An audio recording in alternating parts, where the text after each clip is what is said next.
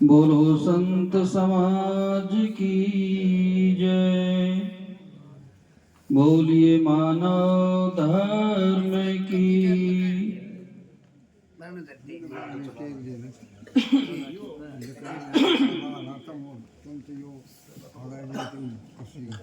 प्रेमी सज्जनों,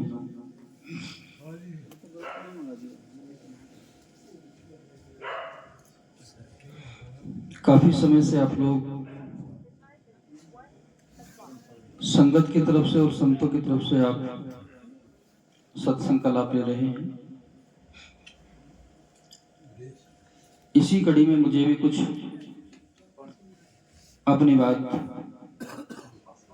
कहने का मौका मिला।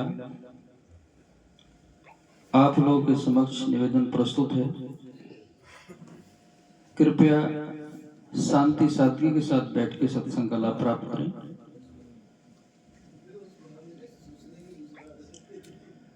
आइए पहले कुछ पंक्ति गुरुदेव के पावन चरण कमलों में समर्पित करता हूं।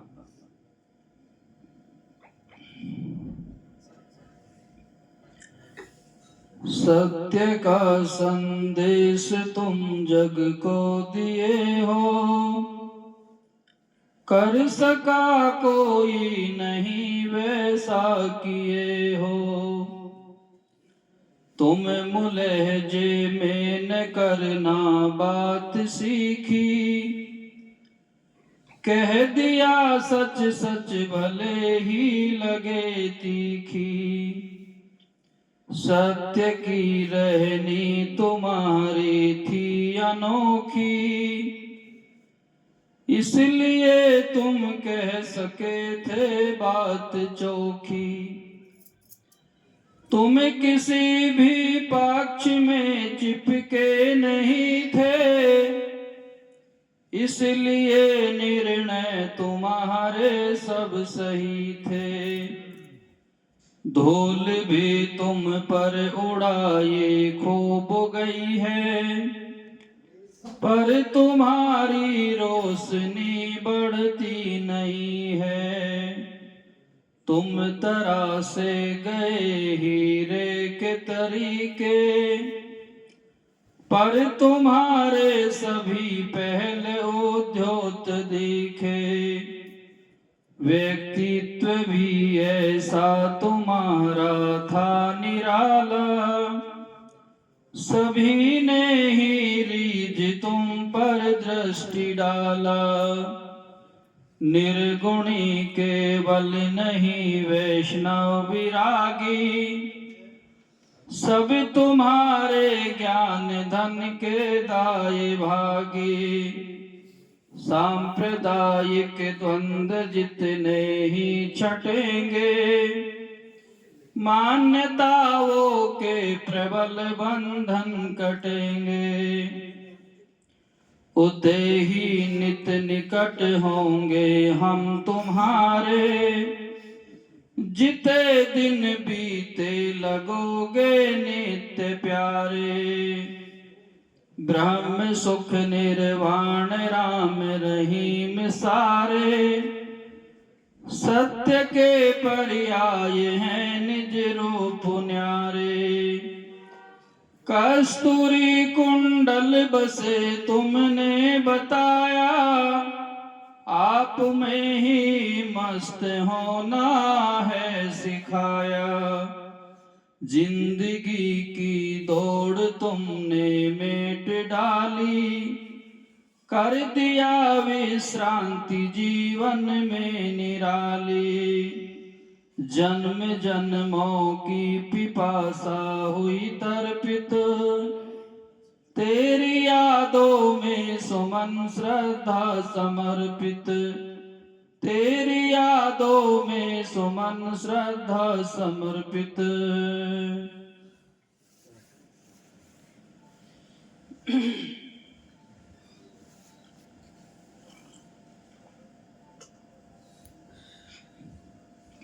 विश्ववंदनीय आद्य पारक प्रकाशी बंदी छोड़ सदगुरु श्री कबीर साहिब जी, विश्ववंदनीय महाकारुण्य करुणा के सागर सम्यक संबुद्ध तथागत भगवान बुद्ध विश्व वंदनीय आदि गुरु जगत गुरु कुल गुरु संत शिरोमणि सदगुरु श्री रविदास जी महाराज, विश्व वंदनीय प्रातिस्मरणीय भारतीय संविधान के शिल्पीकार, नारी के मुक्तिदाता, विद्वान शिरोमणि, सूर्य के समान प्रकाशक, सिंबल ऑफ नॉलेज, ज्ञान के प्रतीक, बौद्धिसत्व बाबा साहब डॉक्टर भीमराव अंबेडकर जी, मंच पर विराजमान मूर्धन्य सभी विद्वजन और इस सभागार में आए हुए आदर और सम्मान के योग्य सभी गुरु प्रेमियों को, सभी साध संगत को इस तास का सादर नमन है। साहिब बंदगी। सज्जनों, जिस सत्संग के नाम से हम यहां बैठे हैं, वह अपने आप में एक पूर्ण सेंटेंस है। बस समझ की बात है। यूं तो इस संसार में अनेकों आए हैं और आएंगे भी, लेकिन उन सब में कबीर की बातें कुछ निराली हैं। जिन बातों को कोई नहीं कह सका, भय के कारण, अविद्या के कारण या अन्य किसी भी कारणों से, कबीर ने उन सब बातों की परवाह न करते हुए उस यथार्थ सत्य को कहा है जिससे सही सही में इस मानव का कल्याण हो। सदग्रंथ बीजक एज ए संविधान है। जो लोग कबीर में श्रद्धा रखते हो, केवल वे ही कबीर साहब का बीजक सदग्रंथ पढ़े, ऐसी बात नहीं। जो सत्य का जिज्ञासु है, बंधन और मुक्ति के मार्ग को समझ करके अपने जीवन को निर्बंधन और निर्भ्रांत जीना चाहता है, स्वतंत्र जीना चाहता है, दुख मुक्त जीना चाहता है, उस व्यक्ति को जीवन में एक बार सदग्रंथ बीजक का अध्ययन कर लेना चाहिए। आदमी जिस परिवेश में, जिस परिधान में, जिस परिवार में, जिस समाज में पलता है, बढ़ता है, वे संस्कार और विचार जन्म भर उसके साथ होते हैं। जैसे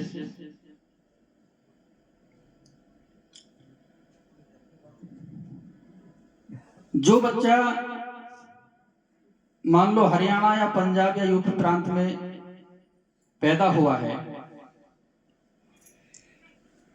तो वह गुजरात की भाषा नहीं बोलेगा, ना ही वो अमेरिका की भाषा बोलेगा। वो भाषा वही बोलेगा जो उसने वहां से सीखी है, और भाषा ही आदमी का परिचय कराती है। हम सब सत्संग के नाम से बैठे हैं या करते हैं या जाते हैं, तो उसके भी अपने कुछ नियम हैं। सत्संग केवल गाने बजाने या मनोरंजन का ही साधन नहीं है। ये स्वयं की खोज है, शांति का मार्ग है, त्याग का पथ है, जहां निर्विकार जीवन स्वयं भी जीता है साधक, और दूसरों को वैसा जीने के लिए प्रेरित भी करता है। तो सदग्रंथ बीजक में एक साखी आती है कि पछा पछी के कारण सब जग रहा भुलान, निष्पक्ष होके हरि भजे, सोई संत सुजान, जैसा कि आप लोगों ने पढ़ी भी होगी। आइए इस पर थोड़ा विचार करते हैं।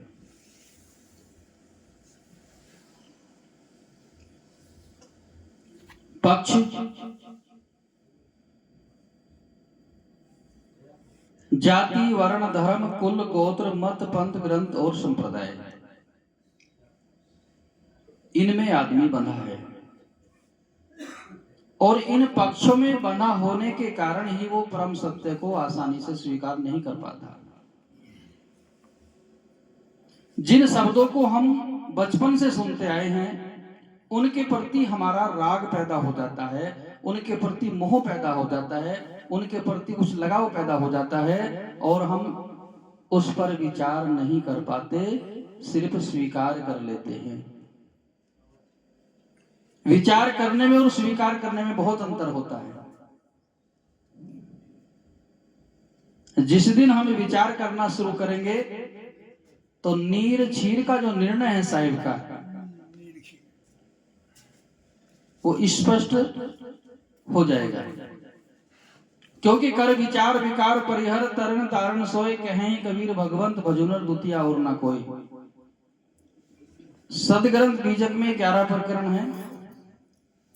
प्रथम रमैनी और बाद का साखी। साखी प्रकरण लंबा है, 353 साखी बीजक सदग्रंथ में रखी है। तो पक्ष से कैसे छूटेगा?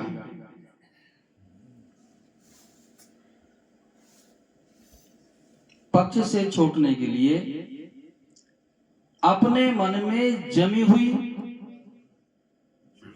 जैसे कहीं कहीं पानी पर काई जम जाती है, फिर आप उसे आराम से छुटाएंगे तो नहीं छूटती, उस पर लोहे का ब्रुश लगाए तो आसानी से छूट जाती है। विद्वानों की संगति, रहनी गहनी संपन्न संतों की संगति में रह करके, किसी विवेकी पारखी बोल दादा सदगुरु की संगति में रह करके इस मन में जमे हुए, चाहे वो वासना के विकार हैं या अन्य कोई व्यसन है, वो धीरे धीरे धुल जाते हैं, छूट जाते हैं। वहां भी यानी संत गुरुजनों की संगति में रहकर भी आपको निष्पक्ष होना ही पड़ेगा।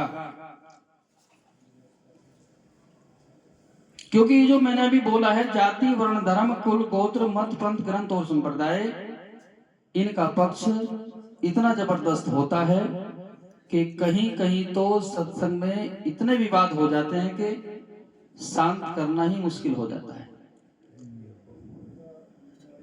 कारण कि मेरे गुरु का ज्ञान सही है, मेरा पंथ सही है, मेरा धर्म सही है, मेरे ही पंथ से, मेरे ही गुरु से, मेरे ही सिद्धांत के नाम दान आदि लेने से मुक्ति होगी, बाकी सब नरक में जाएंगे।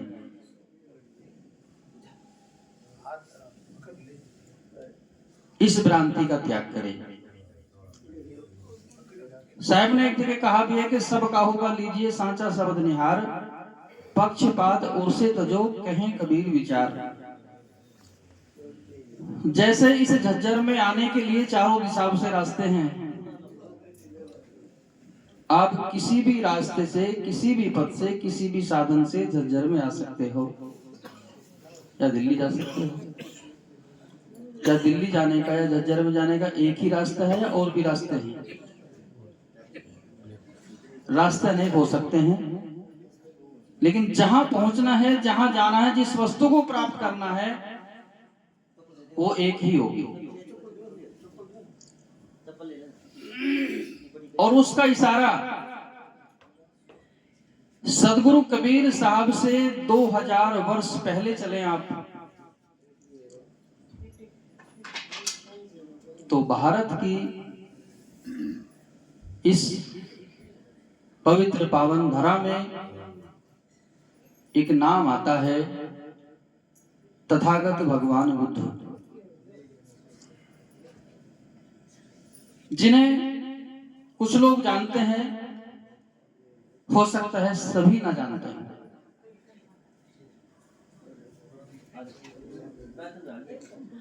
और तथागत भगवान बुद्ध ने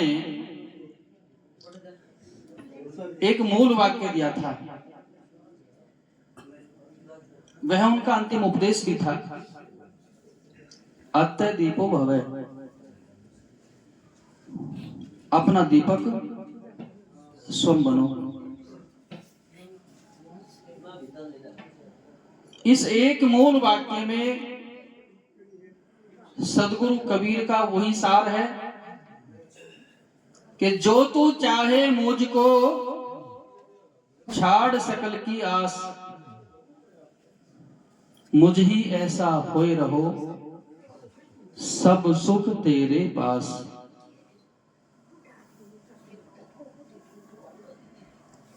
सदगुरु कबीर के समकालीन कबीर साहब के पास में ही रहने वाले एक महान विभूति और हैं, जिनका नाम है सदगुरु रविदास जी। उनका भी एक मूल वाक्य है कि मन चंगा तो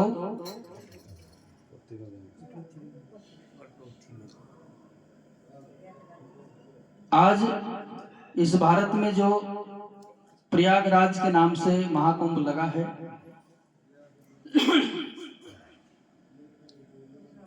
और दूसरी मूल बात, ठोस बात, कड़वी बात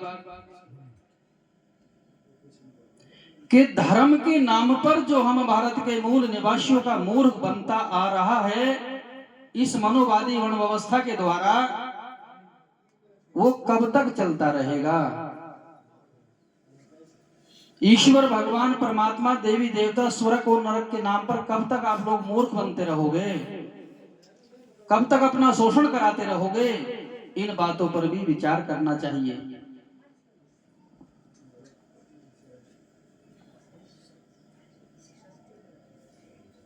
अधिकतर सत्संग में बाबा साहब का नाम आते ही हमारे दिमाग में कुछ वायरस दूसरा घूम जाता है, और बहुत से लोग कहते हैं कि जी सत्संग में बाबा साहब की बातें क्यों रखी जाती हैं?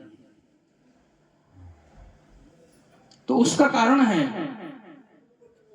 कि हमने केवल बाबा साहब का राजनीतिक पक्ष देखा, उनका आध्यात्मिक पक्ष नहीं देखा, उनका त्याग वैराग संघर्ष नहीं देखा। हजारों वर्षों से इस भारत को,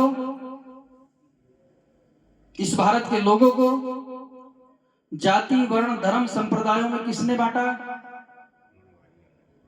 वो बांटने वाले कौन और बंटने वाले कौन हैं? तुम्हारा शोषण करने वाले कौन और जिनका शोषण हो रहा वो कौन है? अगर इन सब बातों पर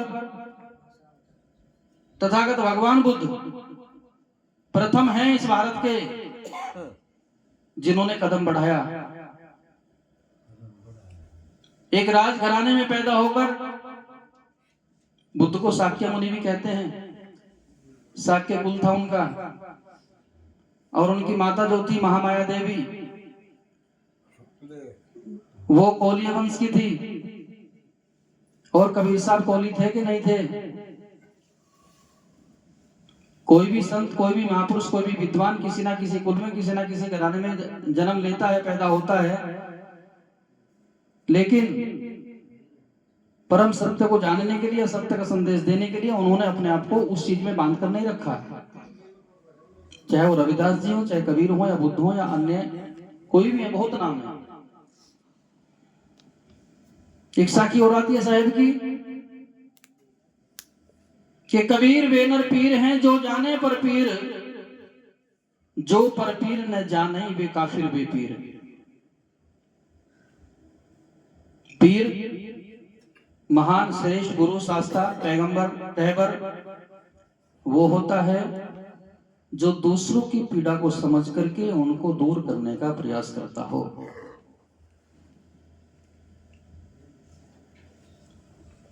सामाजिक समानता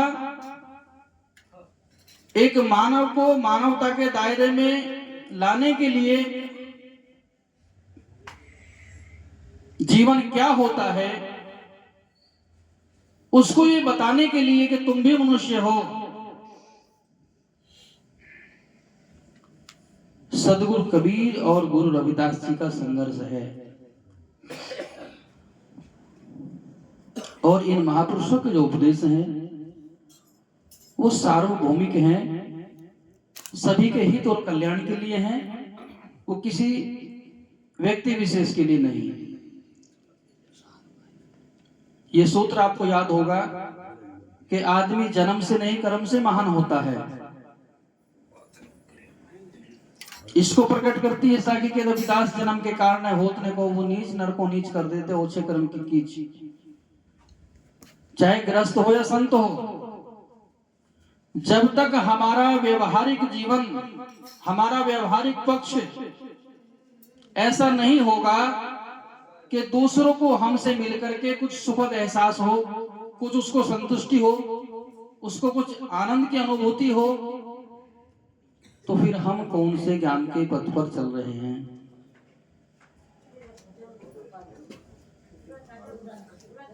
साहिब का मार्ग बहुत सरल है।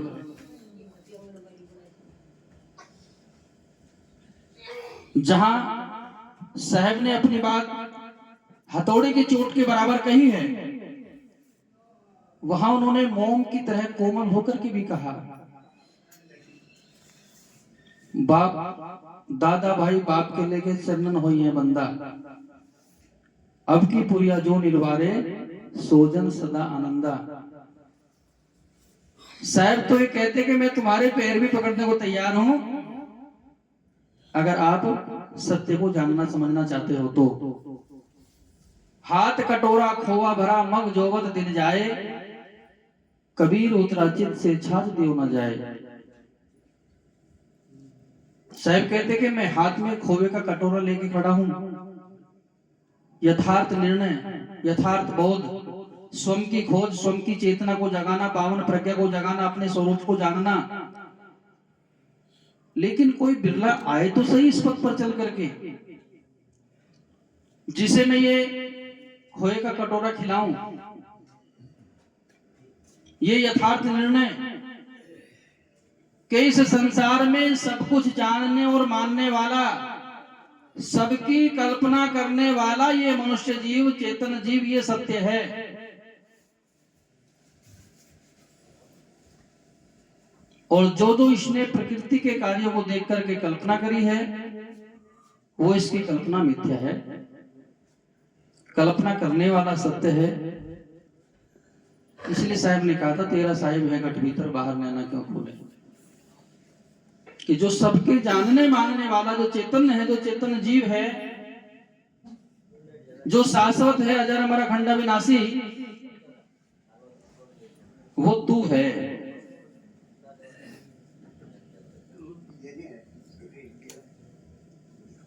लेकिन इतना कहने मात्र से काम नहीं होता। इतने तक में आने के लिए भी कुछ नियम हैं। दया, क्षमा, सत्यशील, धीरज, विचार, विवेक, वैराग्य और गुरु भक्ति, ये अष्ट महासद्गुण जब तक हमारे हृदय में धारण नहीं होंगे, इस बात को केवल जान लेने मात्र से जीव का कल्याण नहीं होगा। कि चेतन जीव सत्य है। या हमारे संगत में लोग भजन बोलते हैं, तू चेतन खुदा खुद आप है, धरता है किसका ध्याना, और भजन बोल के बाहर चले जाते, फिर बीड़ी पीते, तंबाकू खाते हैं। यानी विकार जो के तू है, वाणी सर्वोच्च सुनाएंगे, तो कैसे काम चलेगा। जैसा कहें वैसा रहे।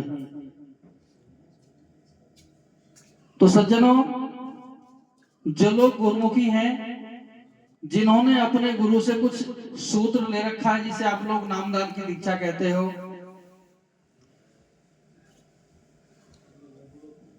आप बैठ करके एकांत में 24 घंटे में से आधा घंटा, 15 मिनट, 10 मिनट, 20 मिनट, 1 घंटा आप ध्यान के नाम पर बैठिए। अपने इंद्रियों को स्वबस करके आप अंदर की यात्रा करिए और पहचानो अपने स्वरूप को कि मैं कौन हूं। ये 3.5 हाथ का दिखने वाला शरीर हूं या कुछ और हूं। आप अपने मन में होने वाली संवेदनाएं, मन में हर पल हर क्षण उठने वाले बहाव, उठने वाली तरंगे, उठने वाले विचार, इनको परखें। अगर हम पानी के वेग को रोकना चाहते हैं तो कुछ करना पड़ेगा ना, पानी की धारा को कम करना पड़ेगा, या उसके लिए कुछ अलग से डालना पड़ेगा। इसी तरह से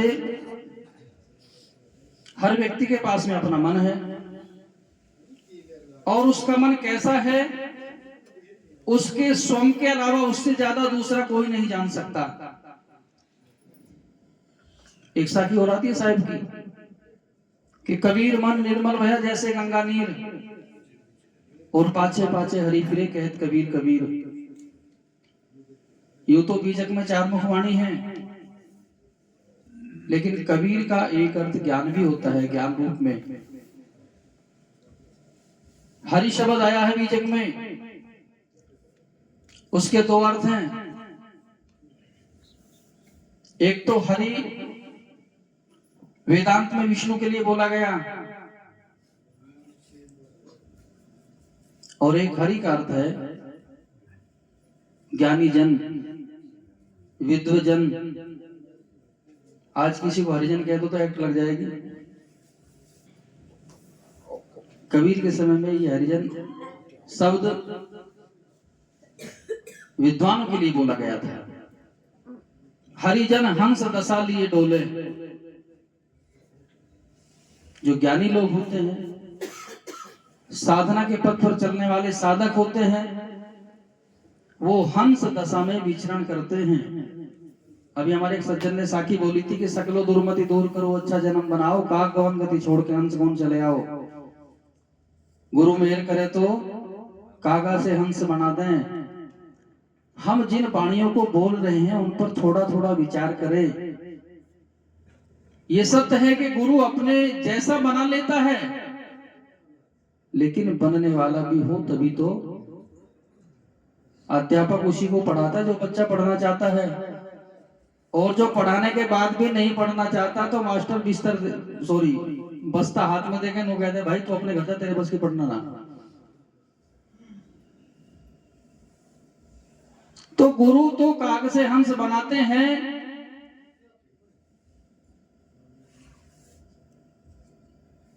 किस आधार से? काग प्रवृत्ति का त्याग करके जब हंस प्रवृत्ति साधक में आ जाएगी तो काग से हंस ही हो जाता है। शर्त उसके लिए भी वही है, दया, क्षमा, सत्य, शील, धीरज, विचार, विवेक, वैराग्य, गुरुभक्ति, इन अष्ट महासद्गुणों को अपने जीवन में धारण करें। अगर सत्संगी होने के बाद भी हमारा नशा, हमारा विषय, हमारी गाली देना, लड़ना झगड़ना आदि आदि बातें नहीं छूटती है, तो फिर ये भजन तो ऐसे गाने समझ लो जैसे सिंगर लोग फिल्मी गाने गाते हैं, रागनियां गाते हैं। अंतर इतना ही है बस। विचार करें, साधना करें, मेडिटेशन करें, घर के अंदर बैठ करके संध्या वंदना कुछ करें। जब आप करोगे 10 मिनट कुछ सूत्र पाठ करोगे, बीजक पाठ करोगे, संध्या पाठ करोगे, तो आपके परिवार के अन्य सदस्य या जो आने वाले आपके बच्चे हैं वो आपके पास बैठेंगे, आप क्या बोलते हैं उन बातों को सुनेंगे, समझेंगे। लेकिन होता यही है कि सत्संगों में आजकल कोई कमी नहीं, एक भी डेट खाली नहीं, कार्यक्रम इतने होते हैं, लेकिन परिवारों में वो संस्कार, वो विचार, वो सहानुभूति, वो प्रेम नहीं बन पाता, क्योंकि हम सिर्फ दूसरों को सुनाते हैं, और जिसने बढ़िया सुर में सुना दिया वो बढ़िया, और जो भजन ना सुनाए तो वो कुछ नहीं जानता। इन वाणियों में संतों का उपदेश है, इन पर विचार करें, इनके गाने से भी लाभ है कि अपनी वाणी तो हम कम से कम इतनी देर के लिए शुद्ध कर रहे हैं, लेकिन उस शुद्धता को, उस मैग्नेट को और बढ़ाए। अपने परिवारों में बैठ करके सत्संग की चर्चा करें। आज तो समय ऐसा आ चुका कि अगर हम एक साथ बैठे भी हैं तो एक साथ बैठ करके भी दूर बैठे हैं।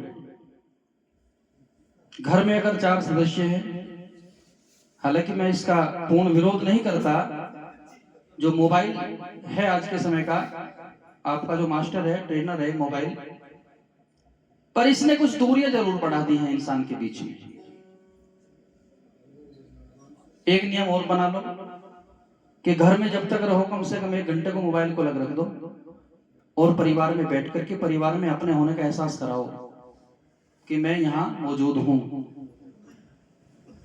पत्नी बैठी, उसके हाथ में अलग मोबाइल, पति महोदय बैठे, उसके हाथ में अलग मोबाइल, घर का और सदस्य बैठा, उसके हाथ में अपना मोबाइल है। यानी वो बैठे तो हैं जरूर, लेकिन वो कौन सी दुनिया में है, वो तो जो यहाँ चल रहा है ना माइंड में, वो व्यवहार में चलता है।